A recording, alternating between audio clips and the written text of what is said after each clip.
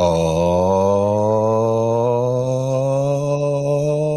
Merry Christmas. Oh, I got him. Yes. Welcome back to another episode of the Format Podcast Live. Second time for today. So we are here to give you your holiday fix because, well, we won't be back until Sunday. So we wanted to make sure we got to give the people what they want, man. And I know you guys are used to a Wednesday night show, but we are not going to do the typical Wednesday night with the top five and the pick 'em and all that stuff. You know, we wanted to make sure that we put something out for you guys, but also give you time to get back and enjoy the holidays with your families. So what's good, Sneed? How you doing, man? Man, life is good, bro. Christmas Eve, we got a show. We're live streaming, and I know that the people are going to appreciate it and love it, man. It's something to watch and consume while they're hanging out. Yes. So we got a pretty interesting topic, I think, for you. Hopefully, if you saw it already, you enjoyed the show that we did earlier where we paid our flowers to Paul Bunyan, aka Wilt Chamberlain. And that was a good show, man. You guys are really good. Yeah, I appreciate that, man. Appreciate that. Yeah. So now we're gonna go ahead and we're gonna talk some, because you know the NBA kind of views Christmas Day as the unofficial start to the regular season, but we figured we would look at that from a kind of different angle, and we would just examine some of the best, some of the history of the Christmas Day games and some of the best games, performances, records, things like that. So we're going to talk some NBA on Christmas, and hopefully you get your fix about that. But I hate to break it to you. It doesn't matter how great the games are in the NBA tomorrow. The NFL is still going to spank that butt when the ratings come out because NFL is king. But it's all good. We're still going to show the king and like by a lot, Bruce. By a lot. The margin's crazy. It is. It's never even close. But yeah, let's go ahead and give a shout out to our channel members, and then we'll do the spiel, and we'll get rocking and rolling. So number one, of course, Coach T, aka Laker Nation, aka the very first member of the channel. Always will appreciate you for that, man. Thank you so much. You know, even though USC is a bunch of cowards that ducked out on Notre Dame, but that's okay though. That's okay. It is what it is. It's not that serious. What's good, bro? Appreciate you, Chief Sid Bubba. Appreciate you. Everything you've done for our great nation and everything you do for the show. And of course, shout out to the boys from Annapolis. Baltimore Bruce, what's good, my brother? How are you, man? Hoping you're enjoying your holiday so far. Steve, king of the chat, my Irish brother, shout out to you. Nino, what's good? Sneed got what you need, of course, right here with me, kicking it for the people. And of course, Micah, New York City stand up. So there we go. And let's go ahead. We'll hit the spiel, and then we'll come back and get into this because I think you guys will enjoy it.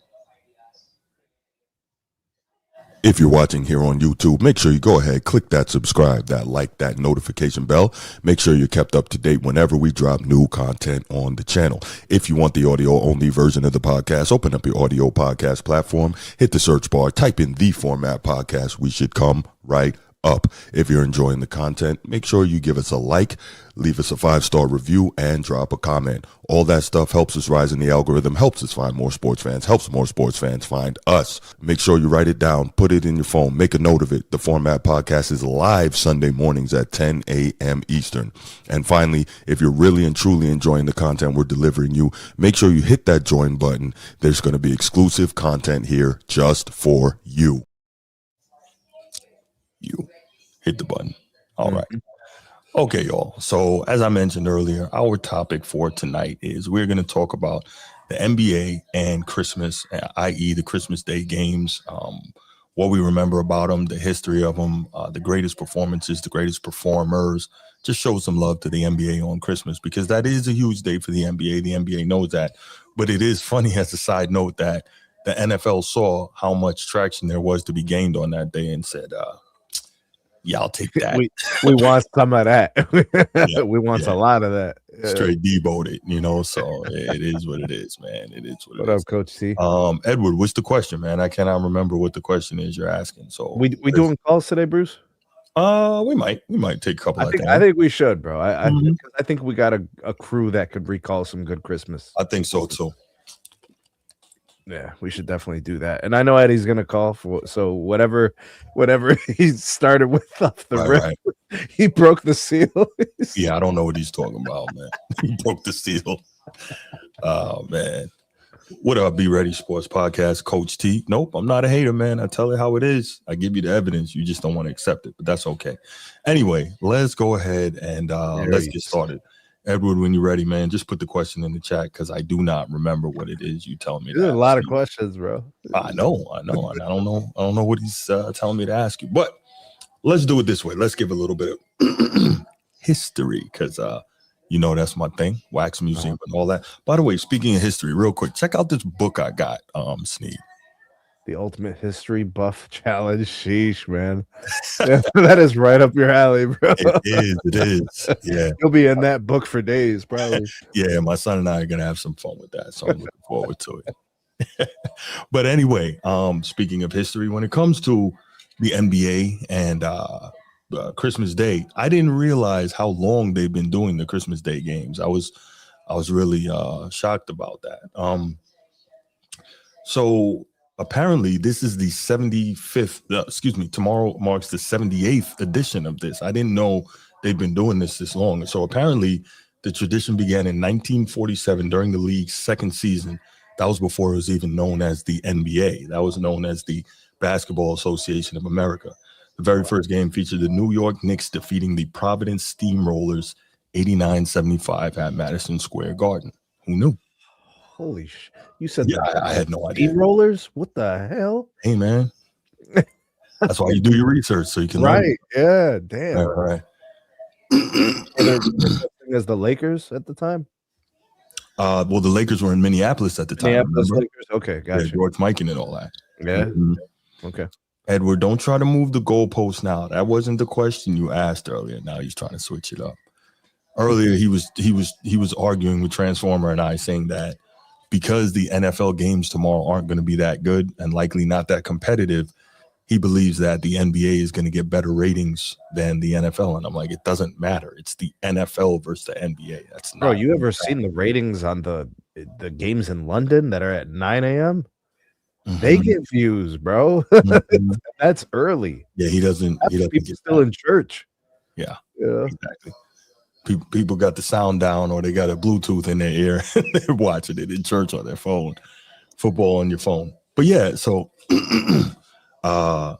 excuse me. So the Christmas Day tradition began in 1947. Who knew?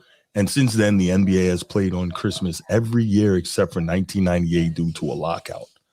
And since 2008, the schedule expanded to a full 5-game slate running from noon until after midnight. By the way, I realized the 5 games started back in 2008. Yeah, I remember when they started doing that. And the reason they did it is because they had stars on different coasts. Mm-hmm. Right? It was LeBron, he was kind of ascending, and it was Kobe on the other side. Like that was still happening. And then there were good matchups. You had the Celtics, you had the Lakers, you had the Cavs, you had the Magic, Nuggets. Yeah, you had teams. The Pistons were still pretty good. There was ways to make good matchups. You know what I mean? That's right. Miami Heat, I think, was still pretty good. Yeah, sure. Yeah, so it was good to see. So so I had no idea that this has been going that long, but that's cool because it gives you kind of a lot to choose from. So some interesting all-time record holders when it comes to this. Obviously, LeBron James is going to have the most total points scored on Christmas Day. That's 507. He's played, including tomorrow, he will have played in 20 Christmas Day games out of his 23 seasons in the league. So that tells you, what he means, what he has meant, and what he means to the NBA, obviously. They should probably do something for him for that, right? Like, after he retires, like they should, like LeBron Day or something. Yeah, like a Christmas tradition. That's a great idea. Yeah, I think because he's so prominent to the game with all of his records and all those things. But like he should have that. That's like probably a record that may not really be approached for a long time. I don't think so. So I tell you what, with his longevity, if you're going to do that for LeBron, you're going to have to do it for a lot of different things where it comes to LeBron, because he's been around a very long time. So so he has 20 Christmas Day appearances, including tomorrow. He's got the most career wins on Christmas with 11. Most total assists on Christmas is the great Oscar Robertson, the Big O, with 145. Most total rebounds on Christmas. It is not Wilt. It is Bill Russell, the second greatest rebounder in NBA history, with 176. And the highest points per game average is Tracy McGrady at 43.3 with a minimum of 3 games on Christmas. 43.3. Yeah. And played in the dead ball era? Well, when McGrady was at his peak, he was filling it up. So, you know. Wow. Yeah. The Real Easy, what's going on, brother? Thank you for stopping by from Man Down. I really appreciate it. Thank you so much. Make sure you hit that like and subscribe, brother. Appreciate you coming on over. All right. So, Sneed, let's start here instead of me just, running down all this stuff. Let me get your thoughts on, who you think is arguably the best Christmas Day performer, maybe who's most memorable for you, and what games stand out to you? Best Christmas Day performer. Mm-hmm. I mean, I was gonna lean towards Bron, but that's kind of like a little bit relevant. It's because it's more modern, it's closer, and he's played in so many Christmas Day games. He doesn't really play bad on Christmas. I can't remember a bad game. I mean, he's pretty much dialed in for almost a triple-double every time. It's 8-9 rebounds, 8-9 assists. He's going to get you 30 points. He always shows out on Christmas. I don't know. I kind of say him, but there's some notable ones. Yeah, but there's some notable ones like the Bernard King 60 back in like 1980, whatever it was. That one predates me a little bit. I don't remember that one. 84. I do remember Bernard King. He was a great player. Yeah, he was a problem. I don't remember the 60. That was what? I was 6 years old in 84. So when I was watching Bernard King, he was playing for the Bullets. Okay. He was in the back half of his career. So I remember that too. Yeah, after he blew his knee out and came back. But he was still really good. He was like all-star. He was like almost 30. Yeah. I remember him being really good. I don't know, man. I think LeBron probably, but I do remember some memorable games that have nothing to do with LeBron, but some that do. Yeah, no, absolutely. No, I mean, I think that anytime you have these type of all-time NBA discussions, you're going to find LeBron in there somewhere. You're going to find Wilt in there somewhere. You're going to have MJ in there somewhere. There's certain names that are just going to be there, right? We talked about it earlier. Wilt Chamberlain has the rebound record for a Christmas Day game, 36 rebounds. And he also almost had the points record. He had 59 in the same game. So, bro, the teams in today's NBA get like 47 to 49 rebounds. That's what we talked about. Right. Right. A guy's getting 36. What? That's, you know what? The only way you're going to get those kind of rebounds, the other team's got to be shooting like crap. You got to be a lot of opportunities. Well, remember, that was a poor shooting era that Wilt played in. So, combine his dominance with the low field goal percentages, you were going to see, a lot of rebounds to be had. And he was like, okay, all those are mine. Yeah. You know what I'm saying? So, respect to. Yeah, but so some of the records that you mentioned, Bernard King with the 60, Wilt Chamberlain with 36 rebounds and 59 points in 1961. Yeah. That's crazy. Yeah. Well, there's a lot of things crazy about Wilt, as you know. 59 and 36. That's like good. That's a good 2-game total for an all-star. That's correct. Like if Karl Malone cut that in half, that's 30 and 18. Yeah. Yeah. Karl Malone will get you 30 and 18. Right. You know Exactly. Right. That's a good week for some NBA players, bro. Facts. Like Draymond Green, that's like a month, bro. Oh my gosh. Right? It's about a month. That is a name that should not be in this discussion, but yes, that's correct. Best defender of all time, bro. Stop. Hall of Fame, bro. He will be in the Hall of Fame. Hell no. Sure. Hell no. Keep going, bro. Let's keep going. Tiny Archibald, 1972, had 18 assists for the Christmas Day record. And remember, assists were counted very differently back then, right? It was it was a pass leading directly to a basket, and if the pass was going away from the basket, they didn't count it. So that would be like literally going downhill. And like I remember when we were growing up and we were playing in the park or whatever, you throw the ball to somebody. We always said, if you dribble more than 2 times, it's not an assist anymore. We always used to play it that way because I mean, really, you see dudes pass the ball now, and the other dude dribbles it 300 times and makes all these different moves, and that's not an assist anymore. Like, I'm sorry, so yeah. Kyrie Irving, surprising. This one surprised me. Kyrie. 2016, he has the record for most steals in a Christmas Day game with 7. So that's my game, bro. That's what I was going to bring up as the best game I've ever seen on a Christmas. That was a fantastic game, wasn't it? It was a great game. And it was coming off of the NBA Finals, right, where the Cavs beat the Warriors in 7. You know, all that happened in that series. And Kyrie cooked, bro. And actually, the only person who played better than, the only person who played better than Kyrie was actually Kevin Love. I think he had like 18 rebounds. I think he scored like 30. He had a huge game. LeBron was very good. Kyrie was excellent. Kyrie always very clutch. You know what I mean? He actually made a clutch steal, and he had the clutch fadeaway over Clay. Kevin Durant was going the other way to score, bro. They were up by 1, I think. Yeah, and then Kyrie got the steal in the open court and brought it back, fadeaway over Clay, and that was it. Oh, and I think it was Richard Jefferson like stepped on KD's foot and he fell, and it was over. So, I'm sorry, Coach T in the chat asked, which is the most watched Christmas Day game of all time? And the answer, Chief Sid Bubba has it correct. That is 2004, Lakers versus Heat, Shaq versus Kobe. Yeah. And obviously that was when, Kobe had taken over the Lakers. Shaq went to Miami. And that one, now this is to the point we debated earlier, Edward. That is the most watched NBA Christmas Day game of all time. And it got 13.18 million viewers, which is cool. Bad NFL games routinely top that, man. I don't understand what you're arguing here. I really don't. Like Jags versus Titans in London. We'll do like 15 million views. Yeah.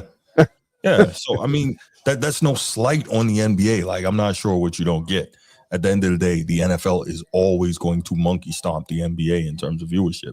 Just is what it is. That doesn't mean that the NBA is not cool or whatever, but it's just it can't compete. It can't compete with the NFL. It just can't, and that is what it is.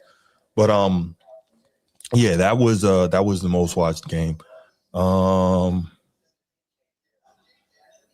are you talking about? That was during the middle of the season.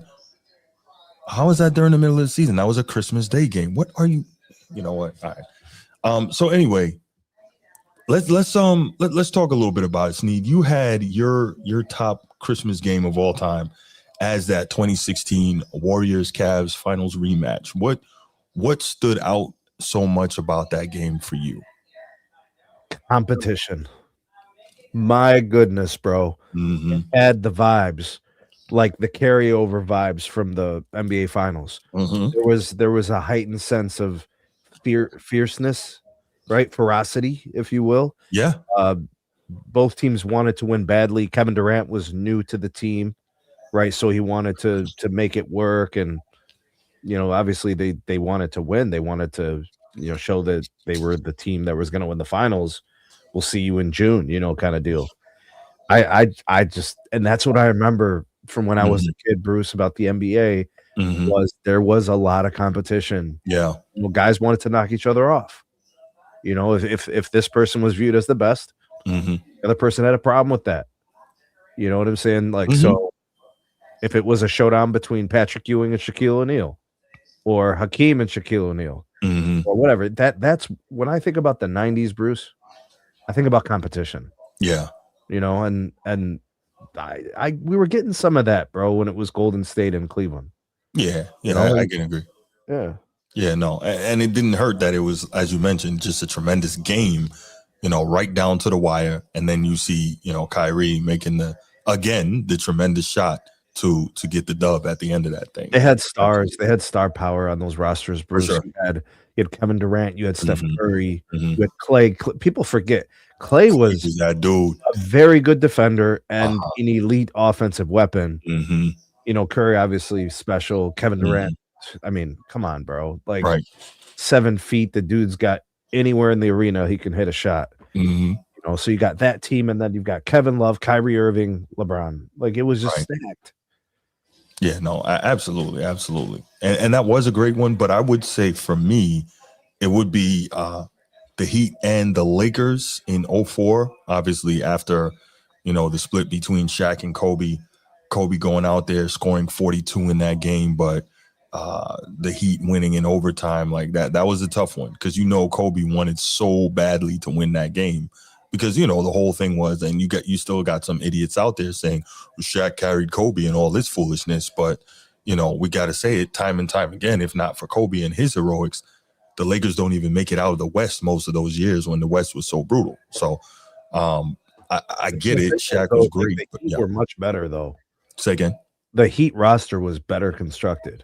Oh, absolutely. You know what I'm saying? Like Dwayne Wade as your second best player. Or I don't know. How did you view the Heat? I thought Dwayne Wade was number 2, like maybe at the start of that, but like clearly by the end of the season, like Dwayne Wade was starting to show like he was going to be something special. So yeah, but like when Shaq got there, he was the best player. I mean, Chris Mims, bro. Right. Chucky Atkins. We're talking like look at the roster that was left behind. Like, but I mean, it was between Kobe and Shaq. I mean, their breakup was very, very ugly.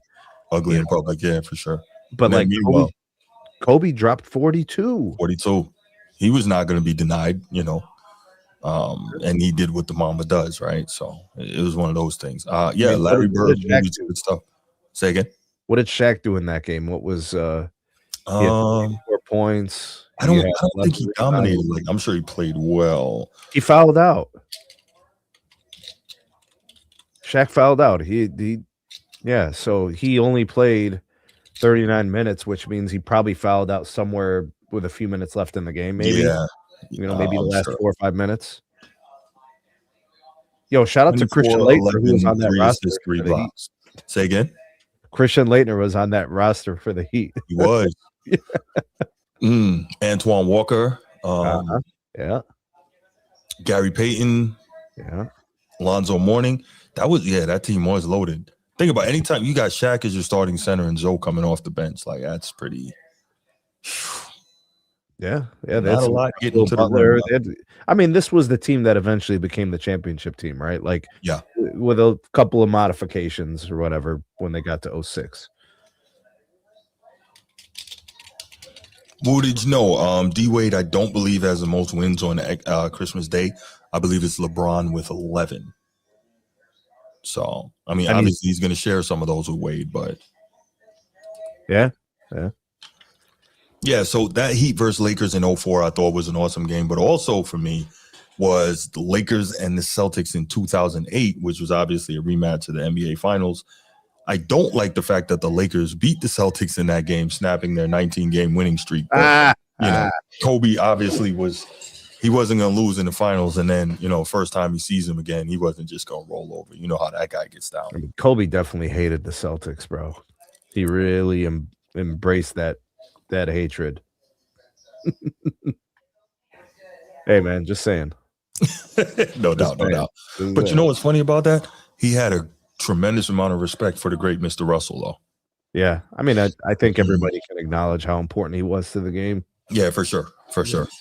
Yeah. So for me, you got 08 Lakers, Celtics, 04 Heat versus Lakers. But that Cavs and Warriors in 2016 definitely makes honorable mention, man. Definitely makes honorable mention. I think, though, that it really is cool to see the way that the NBA has, continued to take advantage of that day. And honestly, even though, the NFL is kind of taking it from them, I kind of feel bad, right? Christmas Day is the NBA's day. And the NFL said, nah, it's mine now. And I didn't think last year cool. LeBron said that in a post-game interview, didn't he? Yeah, but he was dumb for saying it, though. Yeah. He did say that Christmas Day has always been the NBA's day. Why would you say that when it's easy enough to see, like, demonstrably that the NFL is smacking you around? Why? See, this is what I don't like about that guy. He consistently says dumb things that are easily dismantled. Like, I just be quiet sometimes, bro. It's not necessary to say the things that you say. I think he was saying, leave us alone. Let us have something. What do you think, Bruce? You don't think so? I think he shouldn't have said that. I agree, but I'm just saying it seemed like he was basically saying, come on, man. You guys got every other damn day. Why can't we have a day? I don't think he was saying that. I thought he was legitimately arrogant enough to be saying, the NBA belongs, Christmas Day belongs to the NBA. When really the truth is, any day that the NFL wants belongs to the NFL. So you didn't have to say that. You didn't. I don't get it. I don't get it at all. It's ridiculous. But yeah, so I think that's what we saw. We got some really interesting stuff. I love that one that Woodage dropped in the chat. Larry Bird had 28 points, 20 rebounds, and 8 assists in his first Christmas Day game. Larry Bird, the greatest small forward who ever played. Yeah, I said it. 1980, his first season? His first Christmas Day game. I would assume that was 1980. That's a nice debut. Yeah. That's a nice performance, man. Kind of knew that guy was going to be special. That's right. That's right. Edward says, how is he dumb for saying it when the history shows that, Bruce? It doesn't. He should. Okay, the only way he could have fixed that is, he said, if he'd have said, going back through all the decades, Christmas Day has always been the NBA's day, right? Words matter. Verbiage is important. If he had said that, cool. But to say, Christmas is the NBA's day, no, not anymore. And that's easily verified. It belongs to the NFL now. Once the NFL gets involved, man, it's over. Yeah. Everything else just takes a back seat. Coach T, it's not that LeBron can't defend his sport, but as usual, he's flat out lying and it's easily refuted. That's the problem. He just says things all the time. He just says things. Like this latest episode, and this wasn't supposed to be about that, but this latest episode of Mind the Game with Steve Nash, where he's trying to convince us that, he never played to keep the double-digit scoring streak going. And I'm like, come on, man, for real? For real? And then later in the same episode, he tells us that, he would always look at the stat sheet because, he likes to know. So, yeah, at any given time, he knew how many points he had. Exactly. I mean, we could see the stat sheet on the sideline. They were printing pieces of paper and handing it to him mid-game. Exactly. We saw that. Right. It makes no sense. Yeah. Edward, this dude just likes to argue, just to argue. Bruce Wayne, what up? Yes, MJ is the GOAT, definitely, man. Hit that like and subscribe, man. I think you're new here. I appreciate you. MJ is not the GOAT, bro. What? MJ is not the GOAT. He's the GOAT. No. He's the GOAT. Nope. Yeah. Yeah. Woody says, I heard NFL outdrew NBA on last year's Christmas. Yes, it did. Yeah. It certainly did. Like, I just don't get it. I just don't get it. Chief said rookie LeBron scored 34 on Christmas. I didn't know they had a Christmas game his rookie year. Wow. Let me see. So that would have been Cavs 2003.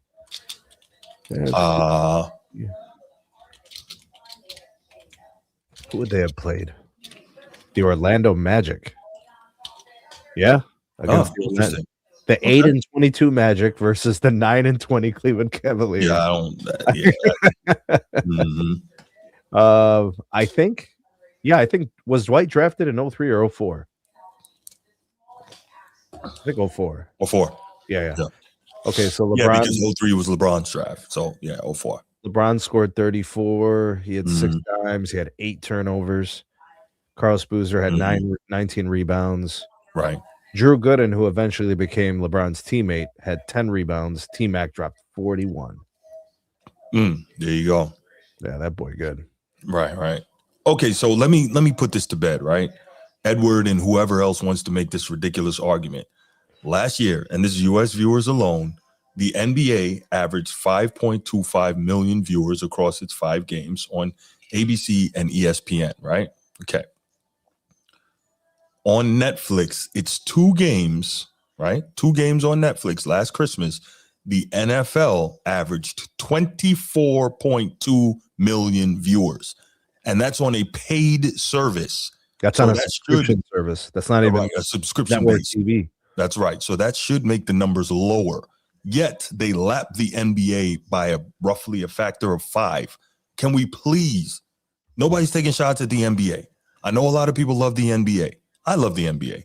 But can we please stop and understand the NBA cannot touch the NFL anymore? Can we just, the numbers are there. This is not hard. It's been a long time. For LeBron time. to say what he said, it was just dumb. Yeah. It's been a long time, Bruce, since the NBA like actually competed with the NFL. Yeah, it's not close. 90s? Sounds about right. Yeah, well, yeah, because when Jordan was playing, yeah, the NBA could draw numbers comparable to some Super Bowls. Yes. Mm-hmm. No. Yeah, so exactly, Bruce Wayne. Exactly. Imagine T-Mac in this era. Yeah. Comparison. Bruce Wayne says, I'll put it up here. He says, compare superstars now to guys in the early 2000s and the 90s. They don't got the same aura.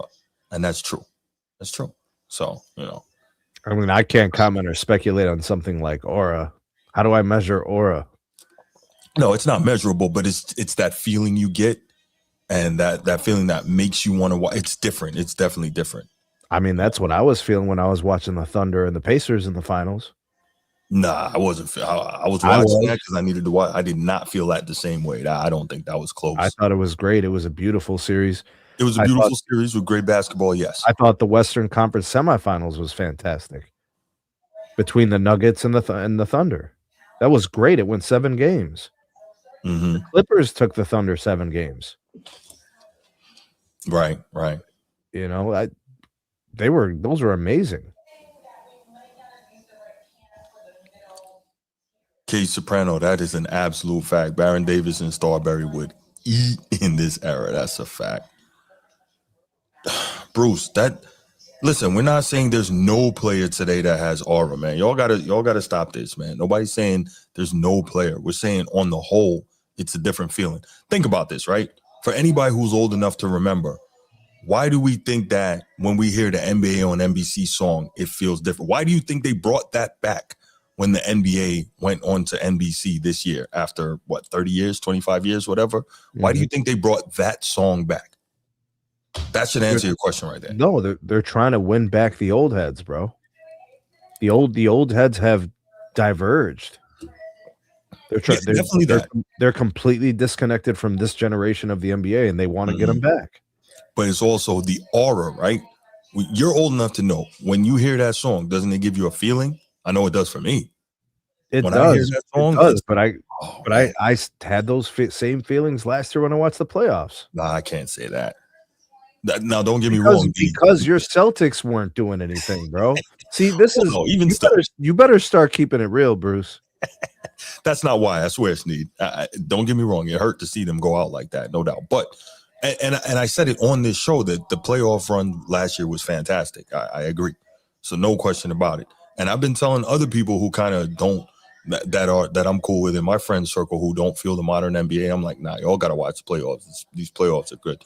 But anyway, what I'm trying to say is there was, I agree with Bruce Wayne. There was a different aura back then, but that's not the point. And I disagree with Bruce Wayne. Steve Nash is not as great as you think he is. He's a great player that constantly lost to better players every single time it mattered. So lots of point guards are better than Steve Nash today. Absolutely.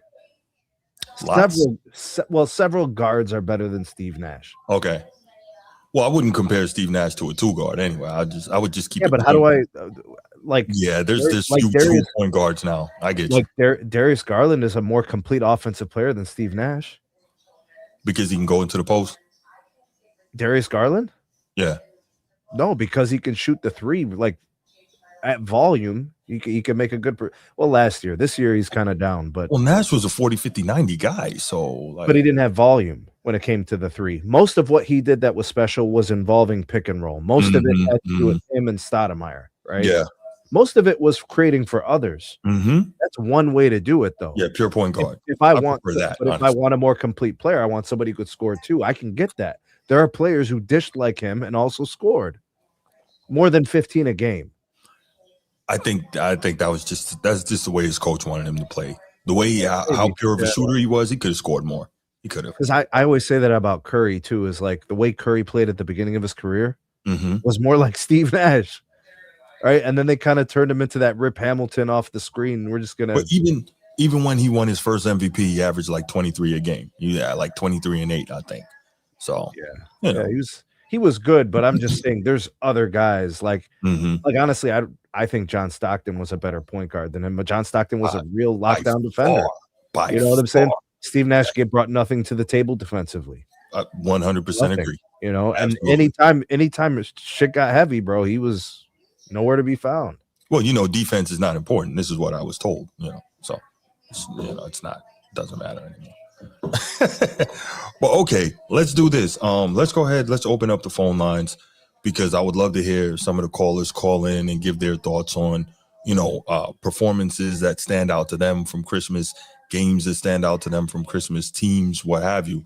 I would love to go ahead and, you know, share this platform with them on that particular topic. So let's go ahead. Say again.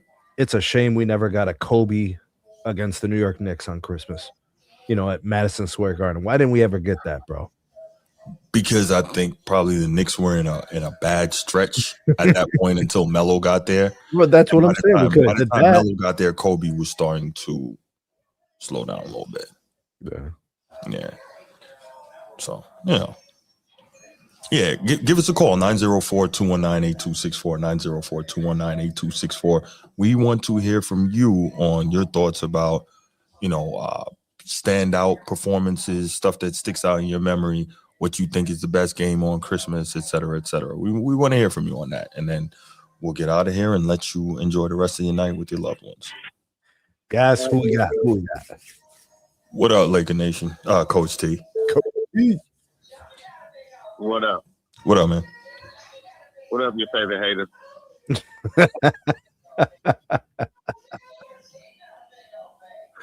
Yeah. What you got, Coach T? Bruce, man, you been yelling all day, man. I see your voice. No, I'm good. What's up? Yeah, he been yelling at the he been yelling at the screen.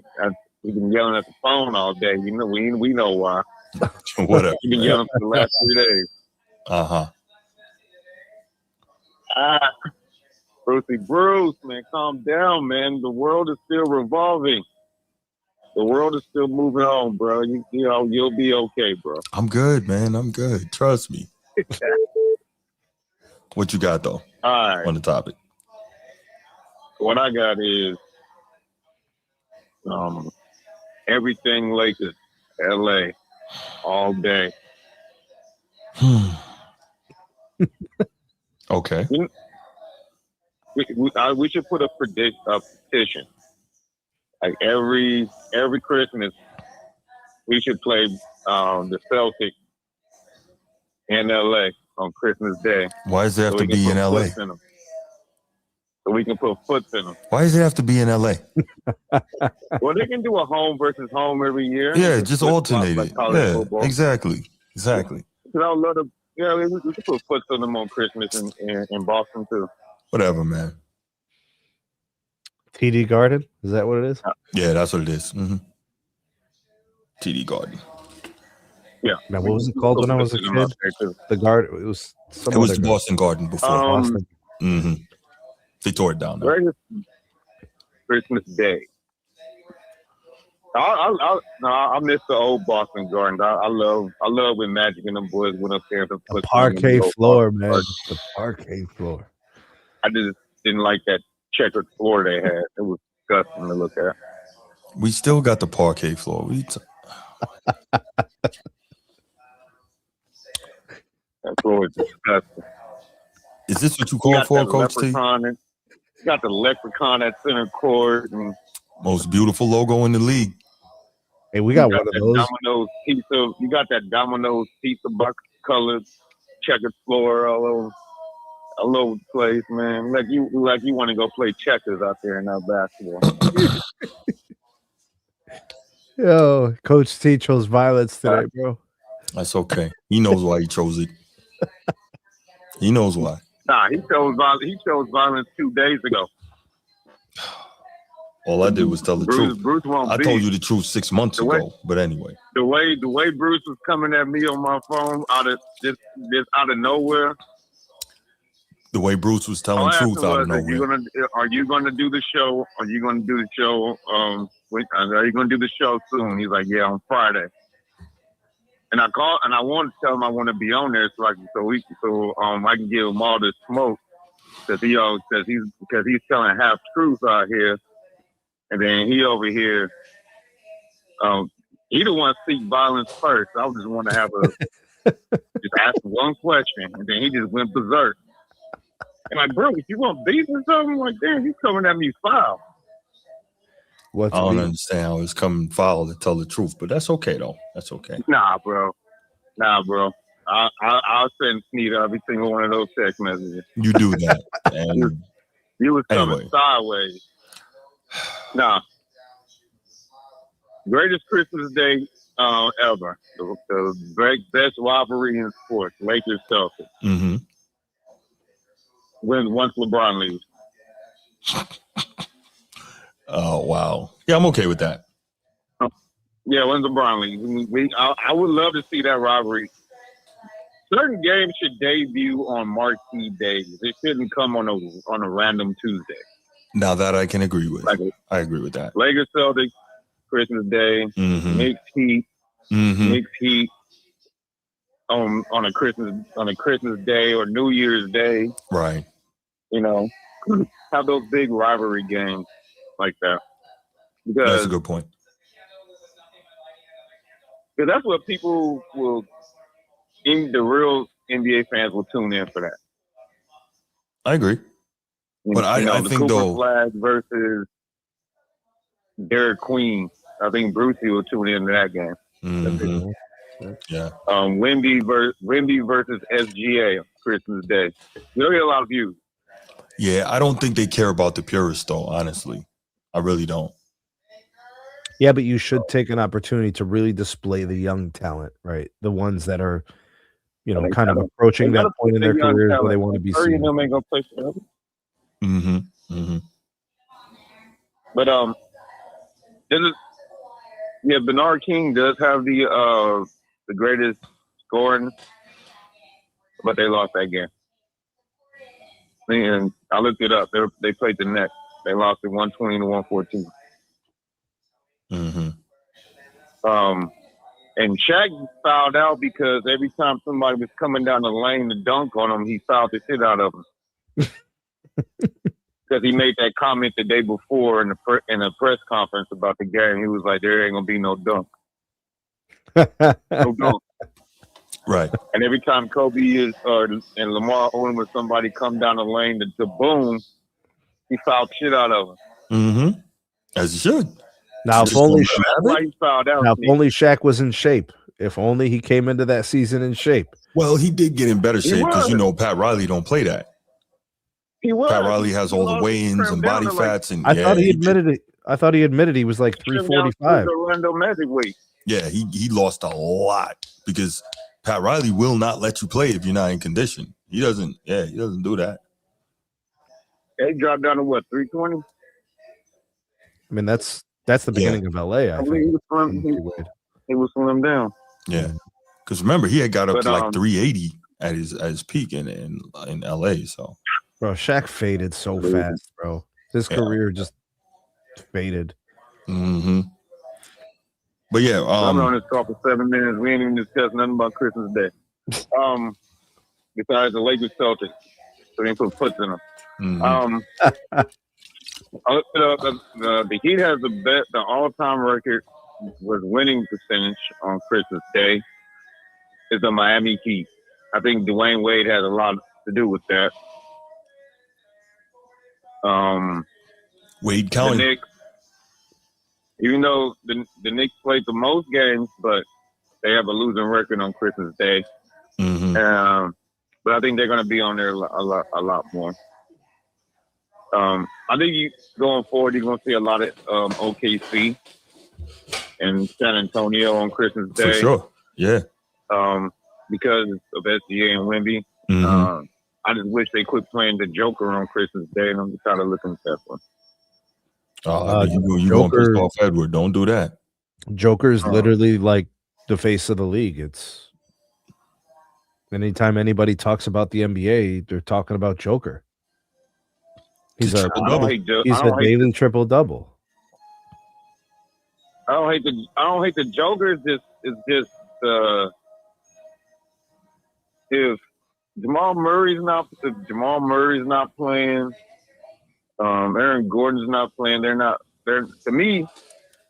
They're not fun to watch. Mm-hmm. Because I don't want to see Joker just sitting up there shooting threes and all that. Yeah, he makes some great passes. They're ooh and ah. But I want to see Jamal Murray go out there and kill and get, go on a 10-0 run by himself. Bro, Joker I want to see Aaron Gordon with those 6 putbacks. Joker is one of the most exciting players to watch in the NBA. Why wouldn't they highlight him? Right.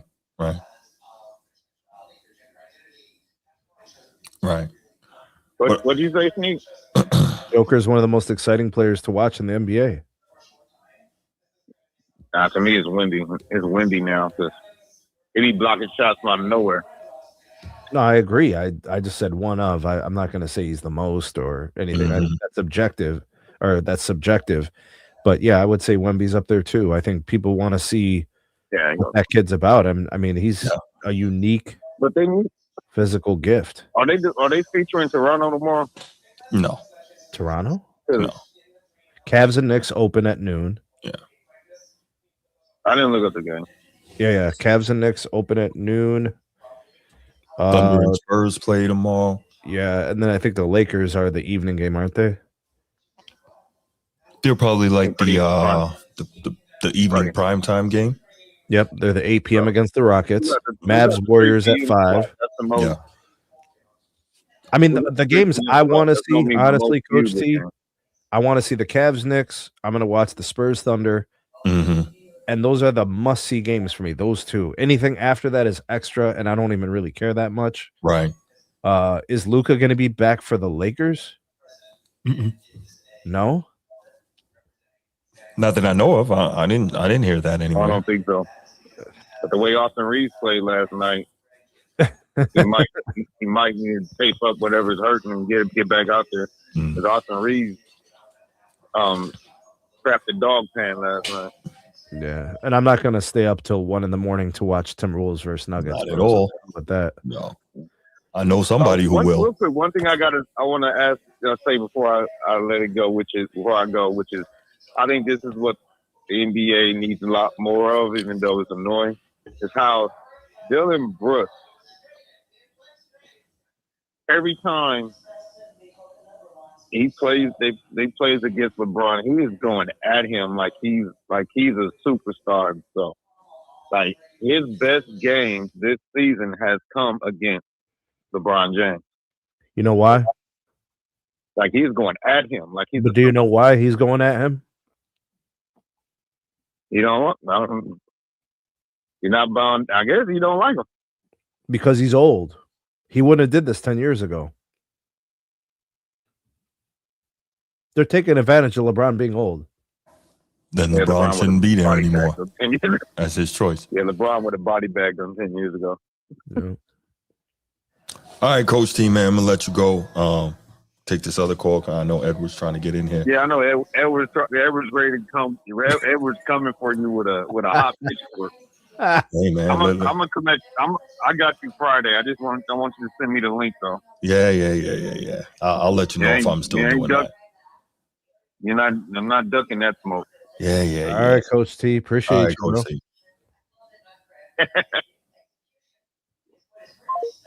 All right, Edward, go ahead. Give us a call, man. Let me hear what you got to say. You're about to get cooked, Bruce. You're about to get cooked. You're about to get cooked, man. You're about to get roasted, toasted, and floasted. Edward, what up, man? Oh, God, Jesus Christ. I don't know. First of all, let me just say hello, fellas. What up, Eddie? Thank you for taking care of my light word when it comes to the Joker. Unlike someone else on that panel, he could at least did the same thing too, but nah, he didn't want to. It's just so much to unpack here.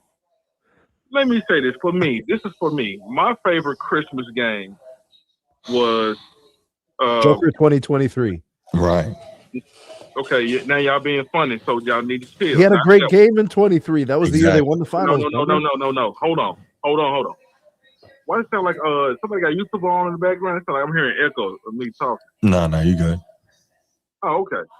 So my favorite was Melo versus Kobe. That's number one.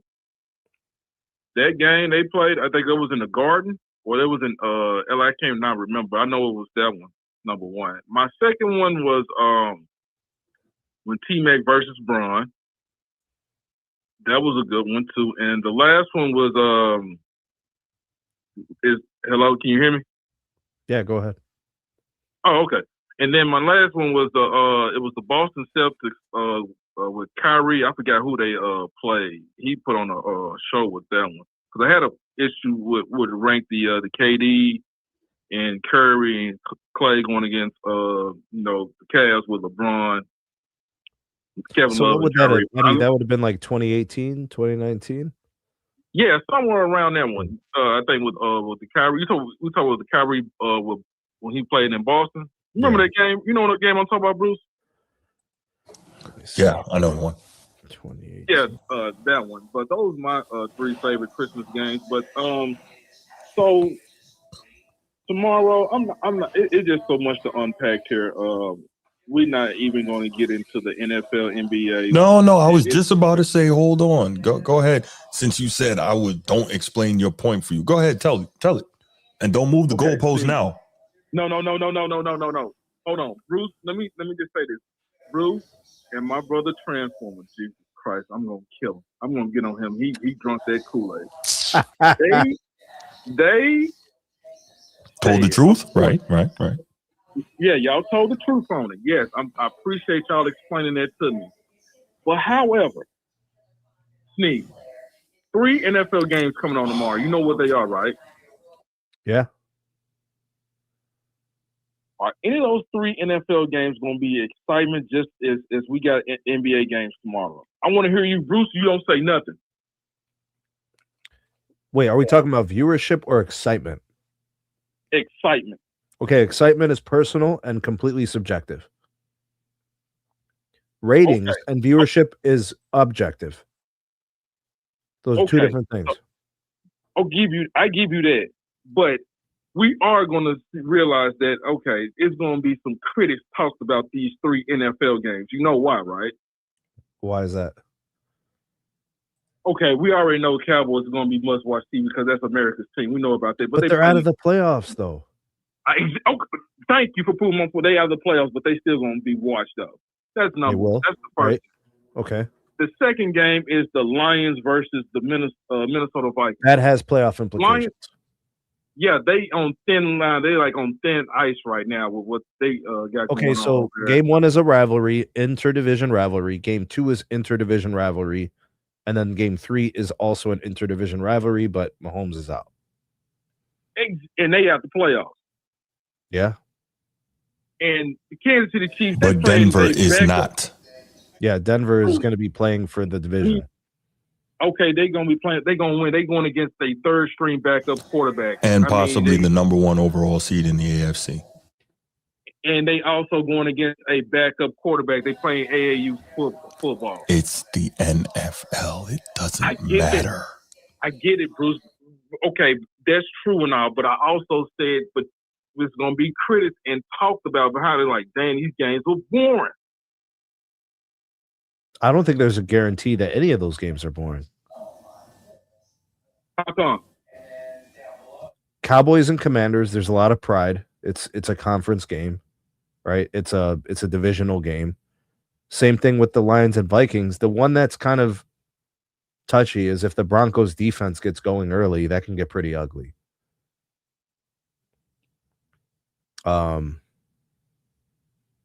If I'm thinking about me being excited for those 3 NFL games, I'm not really excited for any of those 3. I'm much more excited for the NBA games personally, but that doesn't mean that's going to be the viewership is going to follow.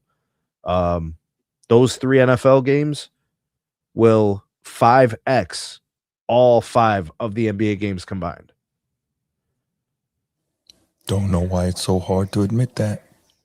But I'd rather watch the NBA games personally. Bruce, I did say I will admit to you, okay, you got it, bro. You got the crown, bro. You got it. You got the juice. You got the juice, bro. You got the juice. Okay. Of course I do. But you're still trying to argue and change the move the goalposts and change the narrative because you don't just want to let it go. I let it go. I just wanted to ask Sneed about which one he's going to be impressed. But anyway, we got it on out the way. Mm-hmm. We did. Out the way. Now we're going to talk about tomorrow's game. I'm excited to see all the NBA games tomorrow. Same. Sneed, I need to know what's going on with your Cavs. They number 8. They was, you know what I'm saying? I'm hearing word about Evan Mobley was the softest defensive player of the year. He's not playing like that guy. I don't know what's going on. What do you think might be what's going on? Well, I mean, it's a valid point. Evan Mobley is very much underperforming compared to last year. He's not as productive offensively. He's not as assertive defensively. The Cavs overall seem a little bit disjointed. They don't have the same vibe like how they vibed together last year. I don't see that this year. I see a lot of guys in and out of the lineup. I don't see any continuity. Darius Garland has not been playing well. I mean, outside of Donovan Mitchell carrying the Cavs, who's playing good for the Cavs all year consistently? I don't think anybody outside of Donovan Mitchell. That's it. So yeah, and also, man, I don't know what's going on with Jarrett Allen. I mean, like, dang, he's not even putting the effort like that anymore. Don't you think so too? I've been seeing him in and out of the lineup. I think what ends up happening is when you're in and out of the lineup like that is you can't be consistent, right? You're constantly getting, you're sitting, you miss a couple of games that you come back in and there's other guys in the rotation. Your role's been kind of changed. I think there's some of that going on. I think the real issue, Eddie, they're just not tough. They're just not resilient. They're not hard-nosed. Like if we're in a series with the Knicks, I think we lose in 5. I give Donovan Mitchell 1 game. I think he finds a way to beat the Knicks once. You know what I'm saying? But I think the rest of them will just get bullied, which is crazy because it's not like Cat is some physical, just dominator or anything like that. But I think the other guys like OG Anunoby, I think he'll be dogging these guys. I think guys like what's his name? Mikal Bridges. Just hustle and effort and Josh Hart will probably get like 10 rebounds and Jarrett Allen will get like 7. It'll be something stupid like that. I don't like the makeup of the Cavs outside of Donovan Mitchell. That team is soft, bro. Yeah, I understand. Then the next game we got, I think it's going to be. Hold on, Edward, hold on real quick, man. First, I'm going to ask you a question, then I'm going to ask you to kind of run through these a little more quickly. My question for you is, am I in another world or am I hearing you complain about lack of defensive effort? Wait a minute. Hold on. No, don't you do that, Bruce. I do what? I'm asking you to clarify. No, I did not. No, I was just saying. You should answer the question, Eddie. Thank you, Sneed. No. Why? I'm not complaining about that.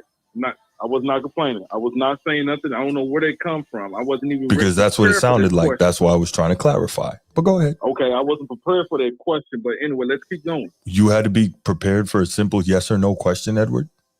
No, Bruce, don't you do that. You don't even give me yes or no question. Anyway, let's keep going.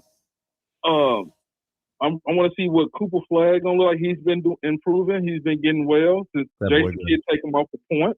Mm-hmm. He's been improving, and they playing against Golden State. Yeah, okay. Then the next one is we already know about KD and LeBron and all that, and of course, the last game I will watch all. Bro, this ain't 2009, bro.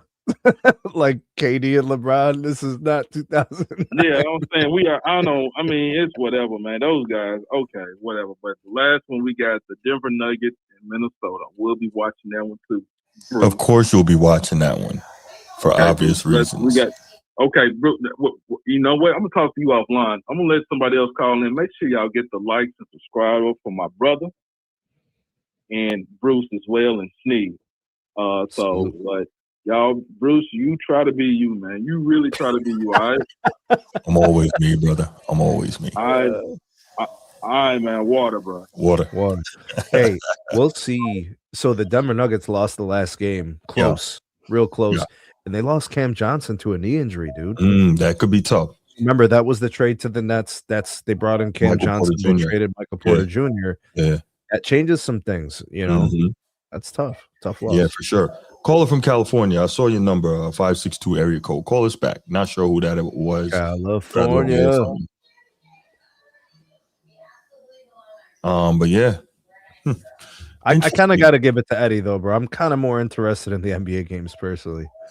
I'm not saying that that's not the case. All I'm saying, his argument earlier today, and you will hear it when you watch the show that we did, Transformer and I, he was arguing that the NFL is not going to outrate the NBA tomorrow. And I was I don't see that part, but I think he changed his position. I think he is personally excited about the NBA games more so than the NFL moved games. The goalpost because he got smashed on that ridiculous position that he had. That's what he did. Yeah, the NBA that day ain't gonna happen. They can't. It's not close.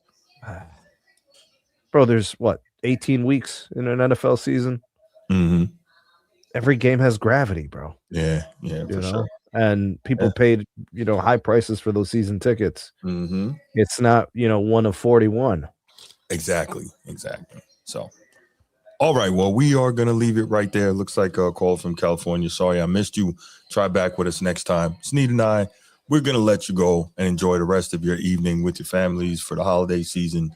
Whatever you celebrate, happy holidays to you and yours. Be safe out there. Enjoy. Make sure you hit the like and subscribe. Make sure you also hit the like and subscribe on the SMT Media Network channel. Definitely appreciate that as well. And if you're watching this, we know that you talk sports with other people in your orbit. So make sure you share both channels with them. We appreciate y'all. We'll be back when we get back, and we out. Peace.